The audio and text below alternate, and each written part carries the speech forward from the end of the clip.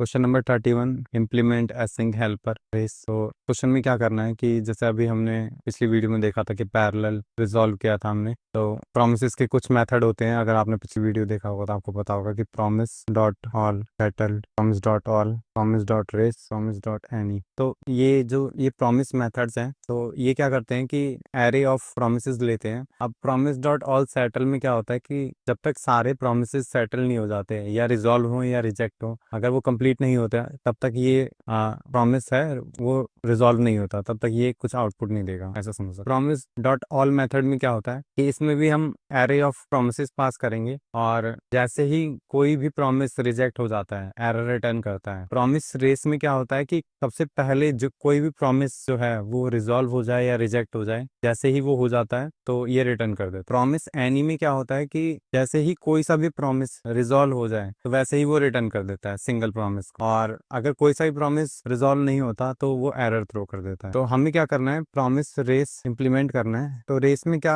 हमने डिस्कस किया कि या फिर वो रिजेक्ट हो जाए या फिर वो रिजल्ट रिटर्न कर दे, हमें हमें वहीं से ही रिटर्न हो जाना है, बाकी फंक्शंस को कॉल नहीं करना है या बाकी प्रोमिसेस को एग्जीक्यूट नहीं करना है। तो बॉयलर प्लेट लिख लेते हैं, जैसे अभी तक जितना भी हमने किया था कि रिटर्न करेगा एक फंक्शन जिसमें कॉल बैक मिलेगा और डेटा मिलेगा, जो हमने अभी असिंक फंक्शन में देखा था और जो लास्ट 3 क्वेश्चन में किया था। यहाँ से क्या हो रहा है कि जब हमने रेस पे एरे दिया तो फिर उसके बाद फर्स्ट में हम लास्ट कॉल बैक और डेटा पास कर रहे हैं। तो ये वो लास्ट कॉल बैक है जिसमें कॉल बैक और डेटा आ रहा है। उसके बाद हम क्या करेंगे, यहाँ पे फंक्शंस पे फॉर ईच लूप चला देंगे, उसमें हमें फंक्शन मिल जाएंगे। अभी जो फंक्शन होगा, फंक्शन में हमें एक कॉल बैक पास करना है और जो हमने डेटा मिला है वो पास करना है। तो इससे क्या होगा कि ये सारे फंक्शन पे एग्जीक्यूट होगा, पैरामीटर में एरर और वैल्यू होगी कॉल बैक में। तो ये बॉयलर प्लेट है जो अभी तक यूज करी है हमने लास्ट 3 क्वेश्चंस में भी। अब फंक्शन जब ये कॉल बैक एग्जीक्यूट होगा तो उसके बाद हमें क्या होगा, या फिर एरर मिलेगा या फिर